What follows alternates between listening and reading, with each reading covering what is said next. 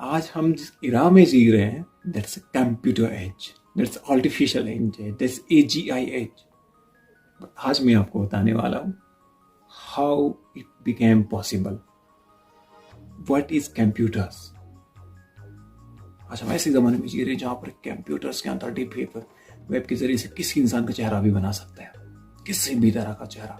अभी मैं आपसे बात कर रहा हूँ, मेरी 4-5 फोटोज लेकर डीप फेक पे अगर आप चढ़ा देते हो, वहां से मैं कुछ भी बुलवा सकते हो। इतने इंटरेस्टिंग जमाने में जी रहे हैं। आज का हमारा टॉपिक है कि what is computer, how they work and who invented, what is the journey of computers.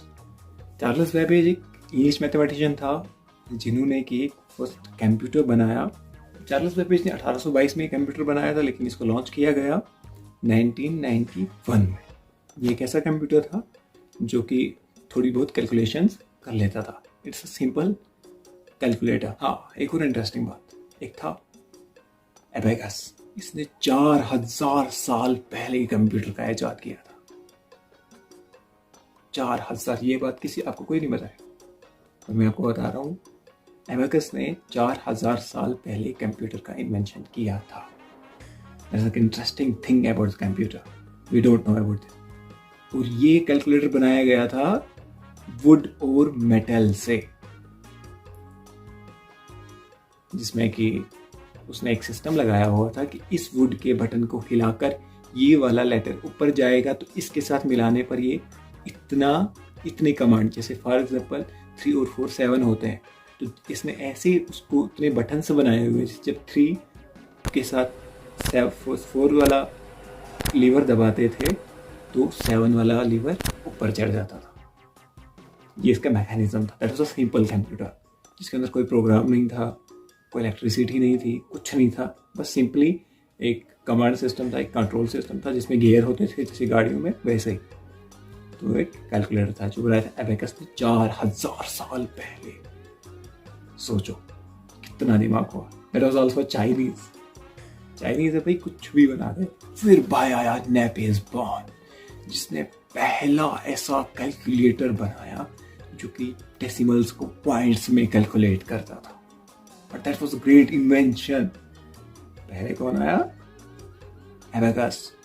इसके बाद बहुत सारे आए, लेकिन इसके बाद आया एक एस्टेकोना, जिसने बनाया एक डिजिटली वर्क करने वाला कंप्यूटर, मतलब कैलकुलेटर, जिसको हम आज कैलकुलेटर कहते हैं। दैट वाज कंप्यूटर, और वो कंप्यूटर ही है, ये वो कमांड्स पे काम करता है। इसके बाद आया चार्ल्स बेबेज, जिसने 1820 में बनाया एक calculator, real working condition calculator, जो कि थोड़ी बहुत कैलकुलेशंस कर लेता था, नॉर्मली वर्क कर लेता था। जैसे एक टाइम पे कैलकुलेशंस और कमांड्स को समझता था, वो सेव डेटा नहीं करता था, डेटा नया जनरेट नहीं करता था, पर जो डेटा दिया उसी का कैलकुलेशन आपको करके देता। इसका नाम था चार्ल्स बेबेज।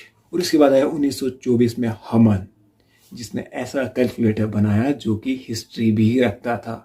जैसे जो आपने कैलकुलेशन से पहले की हुई, उसी की कैलकुलेशन का वो डेटा भी स्टोर करता था, थोड़ा सा, मतलब बिल्कुल थोड़ा सा। पहले जब मेमोरीज होती थी तो बहुत सारे स्टोरेज लगता था, बहुत सारा एरिया लगता था उसको स्टोर करने के लिए, लेकिन इसका जो कैलकुलेटर था वो छोटा मोटा ही था, पर थोड़ी बहुत स्टोरेज कर लेता था। फिर आया 1930 में वी बुश, जिसने बनाया calculator differential.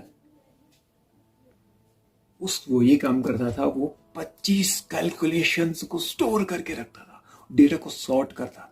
G3 computers generation में 1964 से 1971 तक एक नया रेवोल्यूशन आया कंप्यूटर्स की दुनिया में। कंप्यूटर प्रोग्राम्स बनने लगे, कंप्यूटर लैंग्वेजेस बनने लगे, सॉफ्टवेयर्स बनने लगे। इनकी बहुत तरह के बहुत बड़े बड़े कंप्यूटर होते थे, इतने सारे। एक कमरे में एक कंप्यूटर मुश्किल से आ जाता था, और उस कंप्यूटर की स्टोरेज भी होती थी 1 MB, 50 KB, 100 KB, इतनी एक कमरे में रहते थे।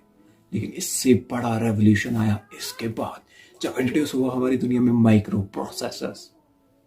एक छोटा सा कंप्यूटर जो कि रेसिडेंस के लिए अवेलेबल हो गए, मतलब हर कोई एक घर में कंप्यूटर ला के रख सकता। इतना सा डब्बा होता था वो आज भी जो पुराने शॉप्स हैं उन पे वो एक डब्बा होता है, उसके अंदर प्रोसेसर भी होता है, सब कुछ टीवी जैसे दिखने वाला है, बहुत बड़ा होता है।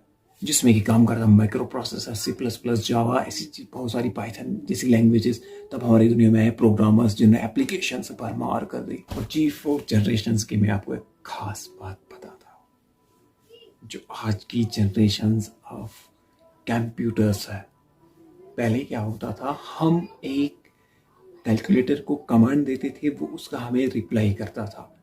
That was the first thing we did it with computer.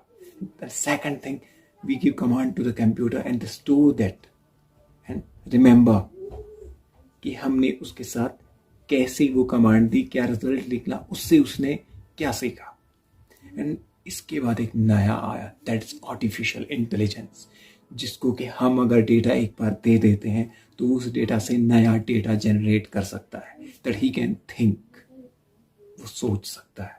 जैसे कि पहले चेस गेम्स या लूडो गेम्स फोन में होते थे, जो वो एक बार मूव करते थे वो दूसरा मूव करते, उनमें वो प्रोग्राम होता था कि भाई यही मूव करना है, इस मूव के बाद वो मूव सेट होते थे। लेकिन नेक्स्ट जनरेशन में क्या हुआ, वो मूव सेट नहीं होने लगे, वो हमारे मूव्स जो हमने बेस्ट मूव्स जो ने वो उन्हीं बेस्ट मूव्स को रिमेंबर करने लगा। लेकिन इसके बाद एक नया जनरेशन आई जिसमें कि वो हमारे मूव्स को तो याद रखता है पर खुद भी उन मूव से नए मूव सीखता है, best of the best. That is artificial intelligence, and artificial is more dangerous than everything. But artificial intelligence is also beneficial for the humankind because it will make human life easier day to day, and it will give more jobs to the people. People who are afraid that they will lose jobs because of artificial intelligence. You know why? Because they don't have reliable skill. You must have a skill which can enhance your job security with artificial intelligence. This was about the computer. Thank you listeners. हमारे साथ जुड़े रहने के लिए हमारे page को follow कीजिए, subscribe कीजिए, शेयर कीजिए और कमेंट में अपनी क्वेरी छोड़िए।